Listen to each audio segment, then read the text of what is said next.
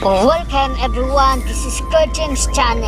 Now we are back to our new episodes of two semi-reality champions and comparison, featured by League of Legends versus the Mobile Legends Bang Bang. But before that, please like and subscribe to my channel and don't forget to click the bell icon so you will be notified to our new next episode video. Let's do this!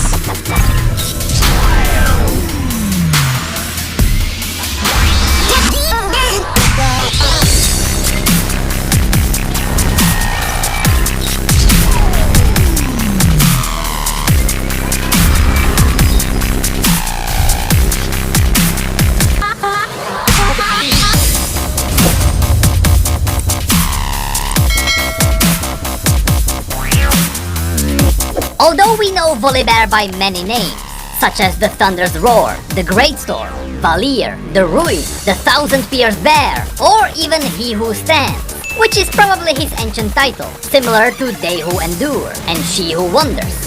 Volibear's real name is a mystery, which only he himself knows. On top of that, even though we call him Volibear, he is actually supposed to be called the Volibear by mortals, because he is more than just a physical demigod.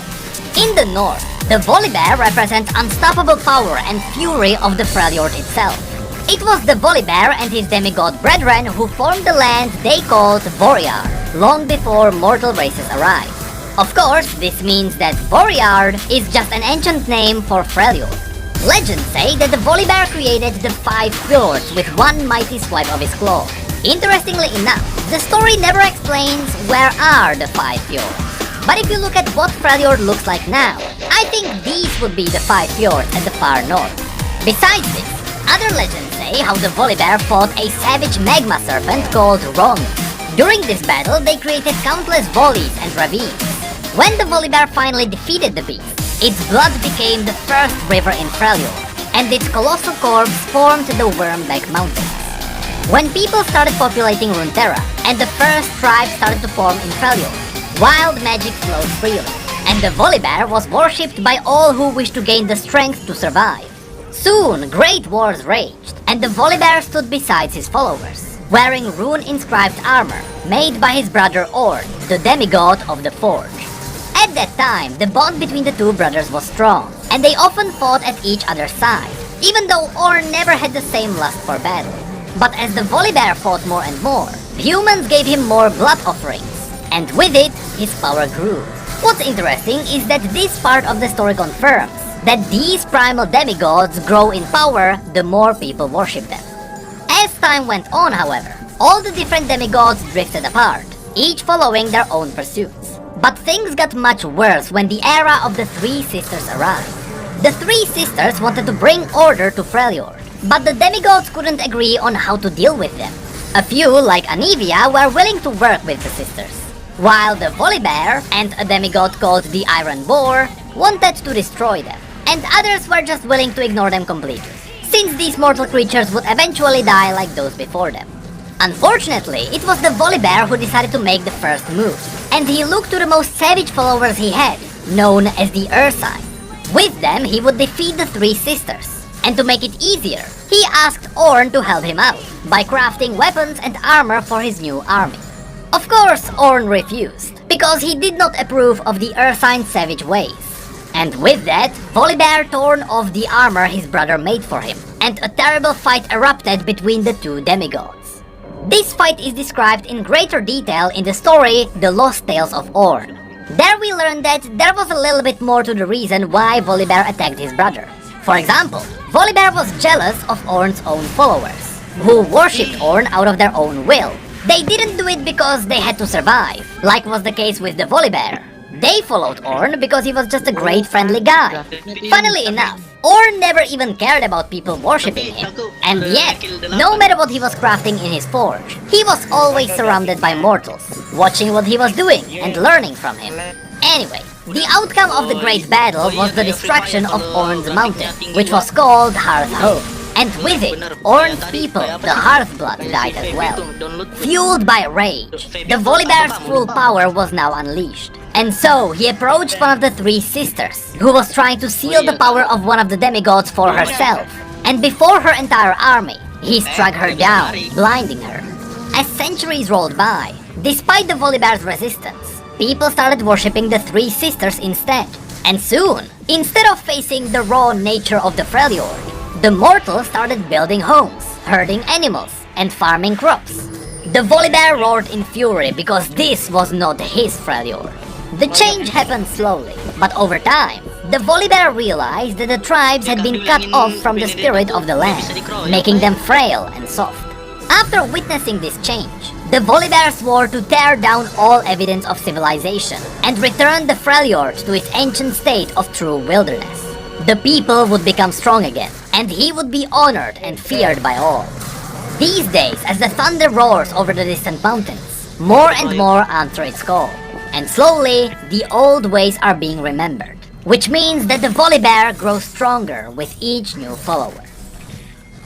Although that is it for Volibear's bio, on Universe you may notice that there are a lot of other stories connected to him. But from these stories, the Tales of Ornn have 5 chapters, and only the last chapter really mentions Volibear. That's the one that described his battle with Ornn.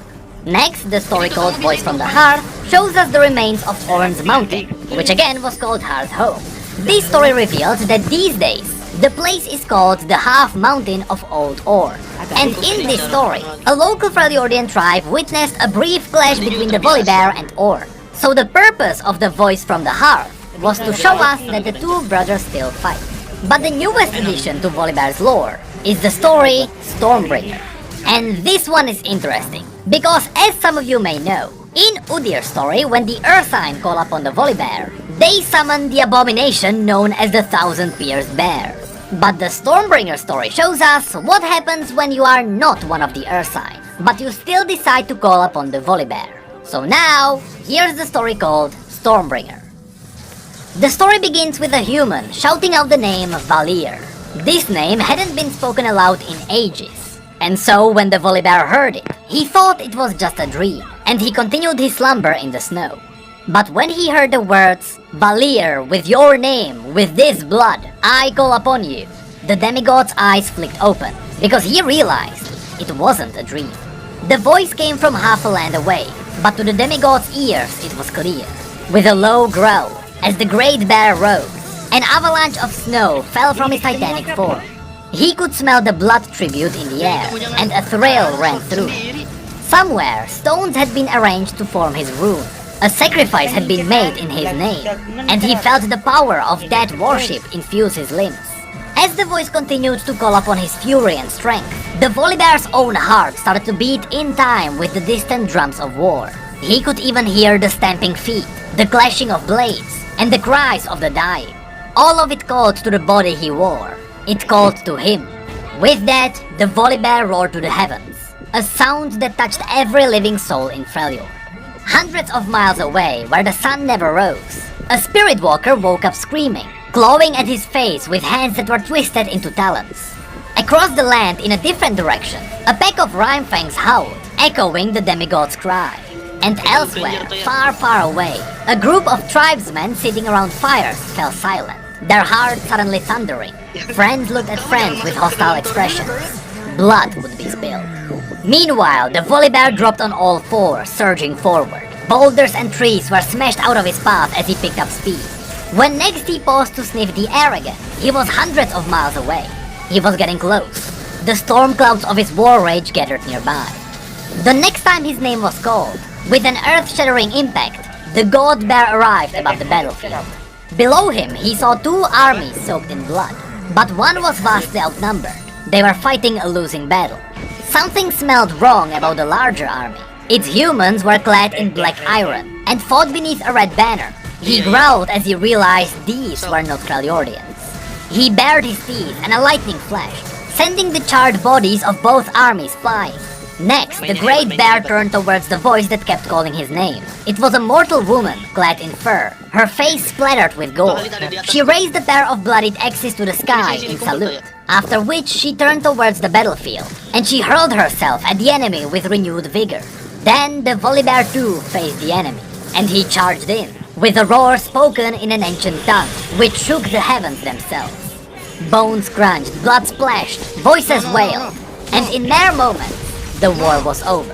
The enemy turned to run, but the Fragordians, now filled with savage rage of the Volibear, hunted them down like wolves. The Volibear watched the slaughter in satisfaction, blood dripping from his maw. After that, the woman who called upon him dropped down to her knee, and she introduced herself as War Mother Wraitha, the Bloodied Hand, and she thanked the Volibear for saving her village. It was only then, after Volibear's rage faded, that he noticed the farms and the houses around him. And when he looked back at the woman, his form grew bigger and bigger as his anger returned. At that point, his body was ready to continue ripping and tearing. A moment later, he shouted at the woman in his forgotten tongue, but when the woman just stared back at him confused, he used the younger bastardized language which she understood. He told her to rise. Warriors knelt to nobody. After that, he demanded to know what happened to his river. It was blocked by a dam, which was something the Freljordians clearly built. The power of the river was supposed to flow freely. To hold it back was an abomination. The Volibear stomped past the woman, and with a roar, he tore down the stones and freed the waters. Now the river was thundering as it was meant to be. Volibear watched in satisfaction as the natural force grew, and the waters demolished entire settlements beneath. With all evidence of civilization gone, he turned towards the Freljordians. He could taste their fear as he told them that today they were free, and he commanded them to live wild, hunt, kill, and honor the old ways, so that the old ways could honor them. War Mother Wraitha stood tall now, nodding. The Volibear knew she had the spirit of a true warrior, and that others would follow her. The Volibear then nodded back, and he returned to the horizon. And that was the complete story of Volibear. In the Stormbringer story, it was interesting to see that the Volibear that woke up wasn't like the one the Ursine summoned. Although the story didn't really describe his appearance, just the fact that the Volibear spoke to the Freljordians with a sense of purpose is way different from the Volibear the Ursine summoned, where he just wanted to destroy and consume life. Also, in this story, it was mentioned that they called to his current form. This might have been just a random word, but it surely is suspicious. This really feeds the theory that the Volibear is the warrior spirit of Freljord, and depending on who summons him, and with what purpose, the Volibear can take different forms. Even the bio mentioned that the Volibear is destruction, strength, and storm made manifest, and that he represents the fury of the Freljord. So even that fits in. Maybe the Volibear really is just a force in Freljord, and the bear, depending on how he is summoned, is the force made manifest. With that said, since we are talking about godly powers that shape the very lands of Freljord, perhaps it is fine if we don't know all the details of how the Volibear works. Sometimes a good godly mystery can be turned into something great later on. For example, since the new little legends have descriptions that mention real places of Runeterra, the question of can this Bardier be canon is a great mystery. Jangan nafsuan. Kan itu ngajak terus kan?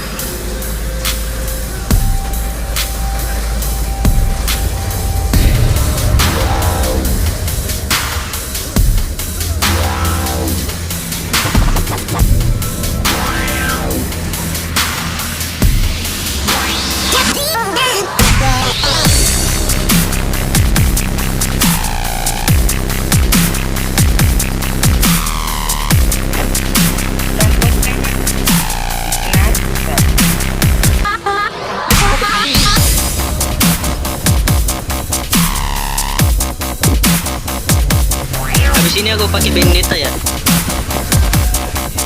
Ih, bacanya kita tinggal 25 ke. Ya udah sob, ya udah nggak apa. Kamu main sendiri tak? Enggak, aku off juga pengen baca komik. Nanti.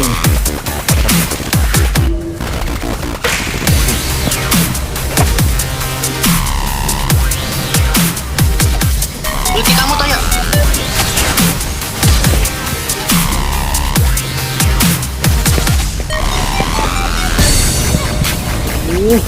Keren keren.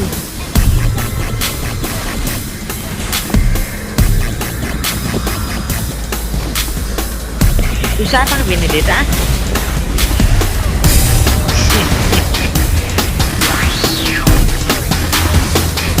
Nanti jaga jarak. Ada orang.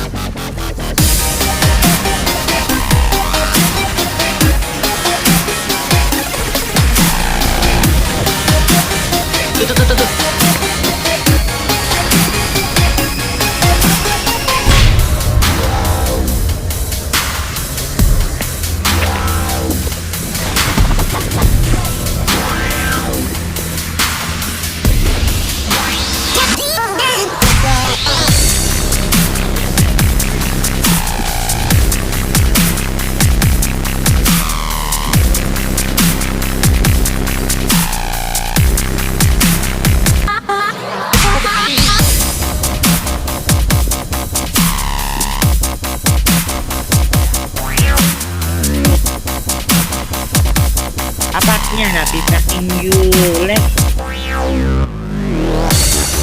Tidak berguna.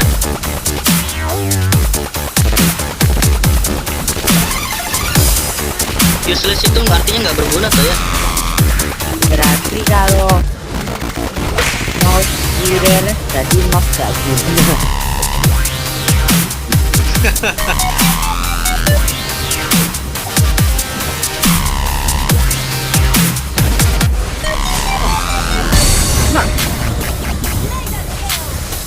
Kita dimakan anu aja. Nice. Serang. Aku akan bunuh.